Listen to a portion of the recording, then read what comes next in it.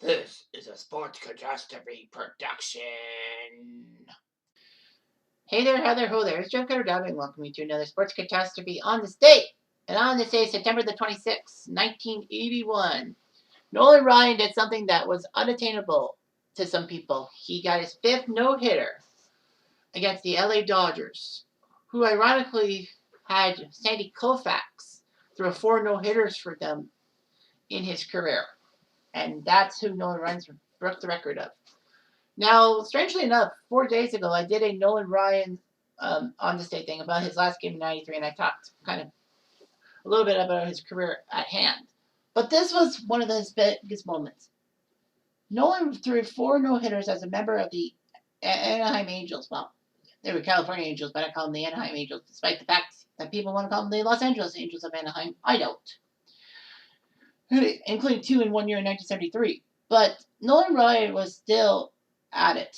He was California's only key pitcher, and the Angels couldn't make playoff runs to save their lives. That's what's the word part. So he went to Houston, and Houston exploded. 1980, they faced the Phillies for the National League crown to go to the World Series, and in a famous Game 5 victory, the Phillies beat the Astros to send Houston home. The Astros were 56-45 coming into the game, and the Dodgers were 60-41. But remember, this game in 1981 was a Saturday game of the week on NBC with the great Joe Garagiola at play-by-play. So the Astros were facing the Dodgers. This was, of course, 1981 was the strike year that had the split season, so it didn't really matter in the kind of hand.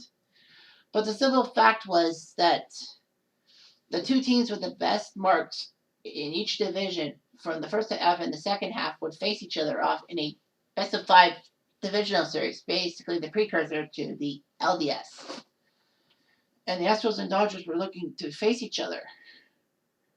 On the Saturday afternoon, the Dodgers took on the Astros.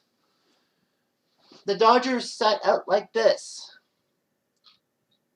Davey Lopes at second base, Ken Landreau at center, Dusty Baker in left, Steve Garvey at first, Pedro Guerrero at third base, Mike Scioscia at catcher, Ron Renicky at right field, Darryl Thomas at short, and Ted Power. Ted Power is the name you don't want to touch, like a starting pitcher.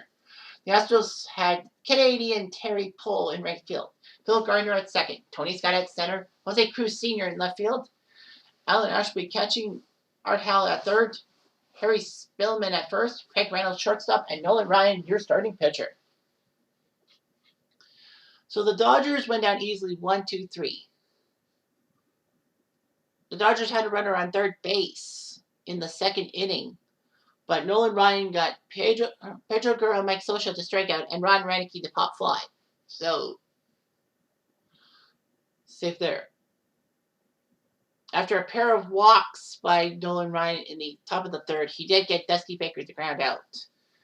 Houston would score the first 2 runs on a RBI single by Alan Ashby. The Dodgers went out in quickly fourth. In the fifth, they had out the side.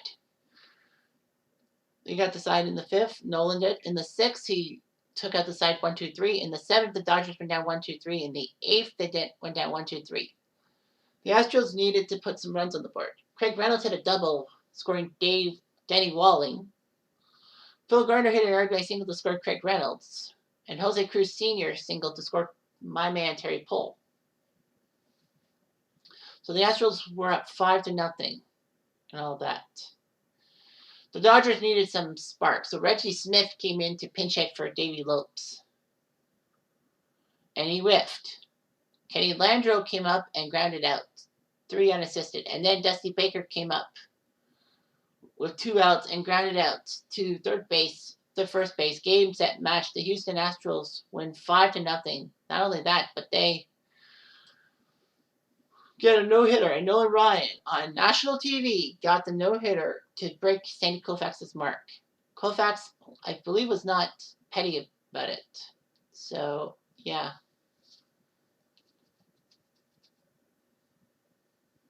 So the Dodgers were not too pleased with being no hit, especially by Nolan Ryan, who broke the record of their legendary star.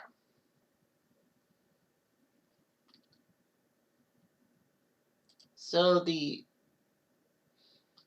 Houston Astros win the game by a score of 5-0. Nolan Ryan gets no hitter number 5. And strange enough, Astros and Dodgers would meet in the playoffs, in the playoff round.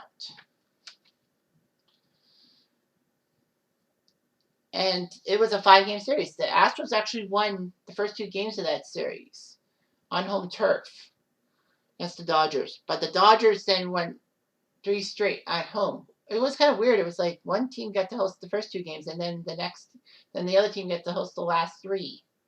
And it didn't make sense, especially with that. So the Astros ended up needing to win 1 game in Los Angeles out of 3. They didn't do it. And the Dodgers went on to come back from 2-0 down, take down the Astros, take down the Expos in the NLCS, pissing me off, of course, if I was alive. And, of course, winning the World Series against the Yankees in 6 games. So the Dodgers shocked everyone with that comeback.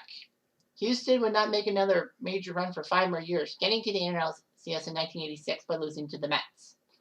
The Astros would get to the 2005 World Series before being taken up by the White Sox. But then when they moved to the American League, they started getting better. And by 2017, although it was with an asterisk, they won the World Series. So whatever, floats your boat. Anyway, I'm Jeff Diamond. I do.